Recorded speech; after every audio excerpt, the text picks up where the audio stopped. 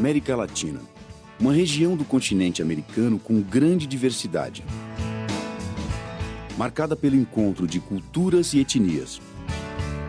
São cerca de 30 nações, com uma população estimada em 600 milhões de pessoas, quase 10% da população mundial.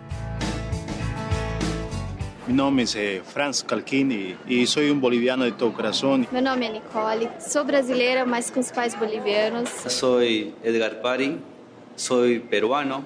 Eu sou Davi e sou mexicano. Eu sou Cláudia, eu sou da Colômbia. Eu sou Tayane e sou brasileira. Meu nome é Ivete Martínez, sou cubana. Sou mexicano, sou boliviano. Eu sou brasileira, mas com os pais bolivianos. Brasileira.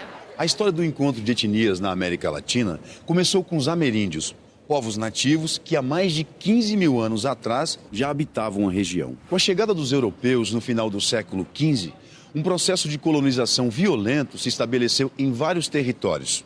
Espanhóis e portugueses, sobretudo, exploraram riquezas naturais como ouro e prata para enriquecer a Europa. E impuseram seu domínio a partir de lutas e do extermínio de alguns povos. No caso português, a produção foi organizada a partir da cultura intensiva da cana-de-açúcar.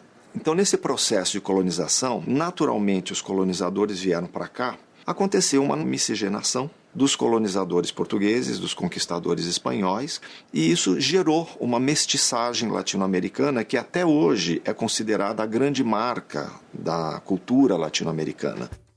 Mais tarde, alguns países da América Latina passaram a usar força de trabalho escrava vinda da África.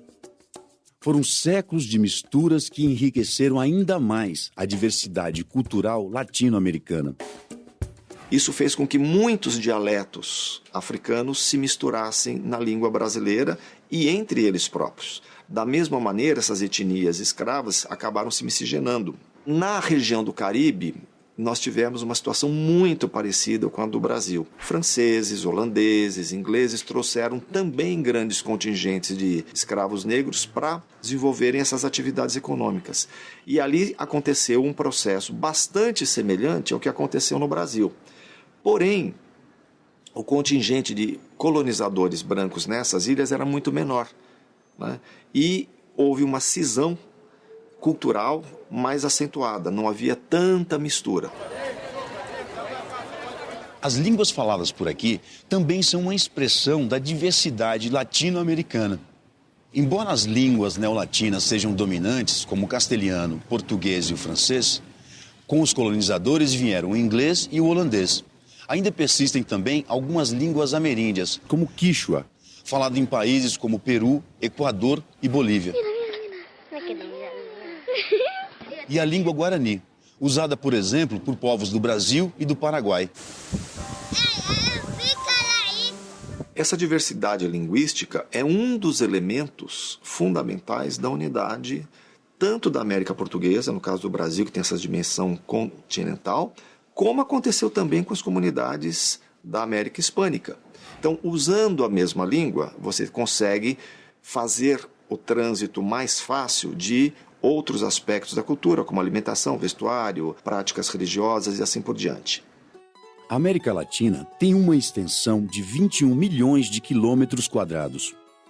A região começa na fronteira entre México e Estados Unidos, sendo o México o único país latino-americano que se localiza na América do Norte. Aí vem a América Central, com países como Guatemala, Belize, Honduras, El Salvador, Nicarágua, Costa Rica, Cuba e outros países insulares de pequena extensão territorial.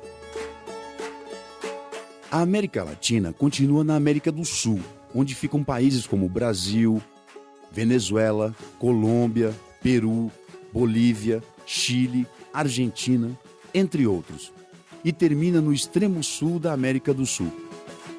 Quando a gente pensa em diversidade latino-americana, sob os aspectos culturais diversos que ela apresenta, nós temos que levar em consideração o ambiente geográfico. Nós temos ali 4 subsistemas geográficos.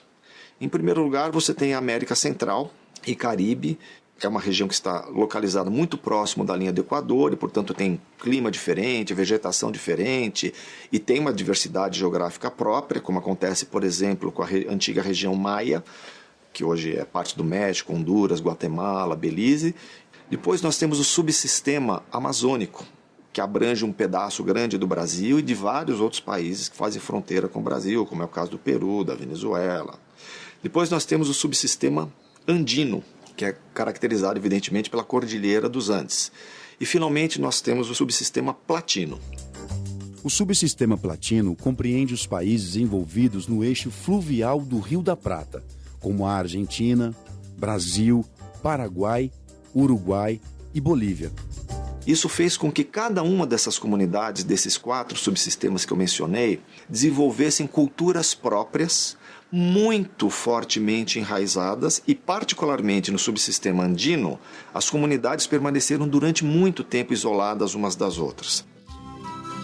A América Latina está entre as áreas mais urbanizadas do planeta. Nela, cerca de 80% da população vive em cidades. Brasil, Argentina e México são as maiores economias da região.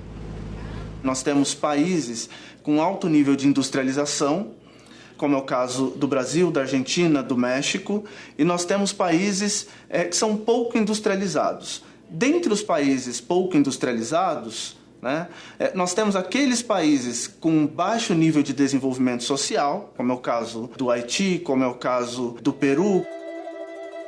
Com o objetivo de promover maior integração entre os países da América Latina, surgiram várias iniciativas. A CEPAL, Comissão Econômica para a América Latina e Caribe, por exemplo, é uma organização criada em 1948 pela ONU, com sede no Chile. Uma de suas intenções é reforçar as relações dos países da área, tanto entre si como com outras nações do mundo.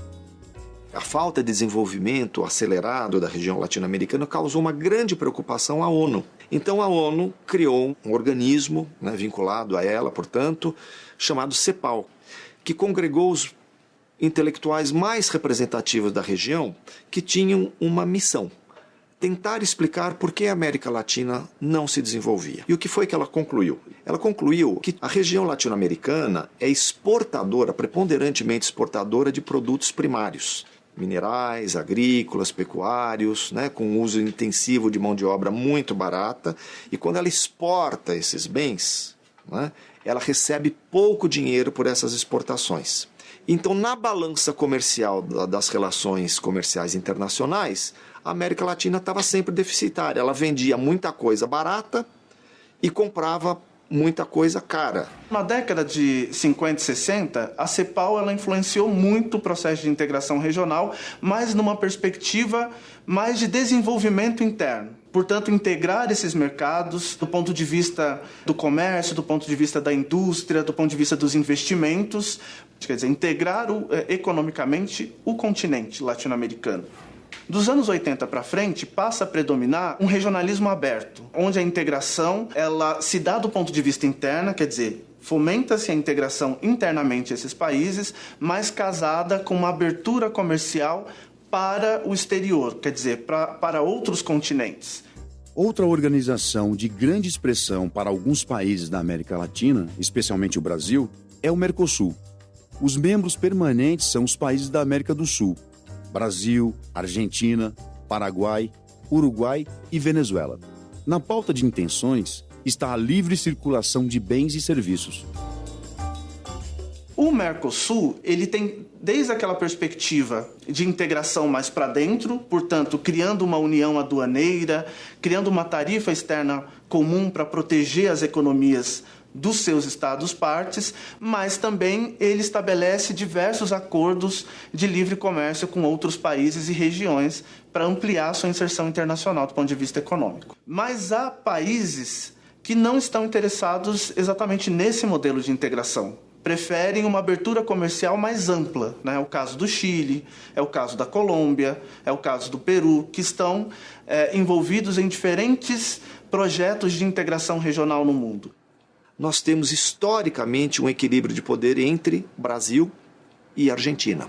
Muitas vezes os interesses econômicos, estratégicos, políticos que o Brasil manifesta no Foro do Mercosul contrariam interesses regionais latino-americanos. são interesses que colocariam o Brasil numa posição de mais poder em relação aos seus vizinhos. Então, os poderes regionais latino-americanos, muitas vezes representados pela Argentina, e às vezes os poderes dominantes do mundo, auxiliando a Argentina, fazem com que a Argentina crie uma situação de reequilíbrio de poder.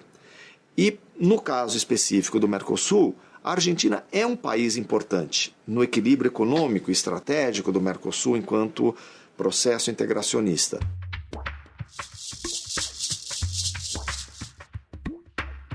Com países em diversos graus de desenvolvimento e uma grande diversidade cultural, será possível pensar em uma identidade latino-americana?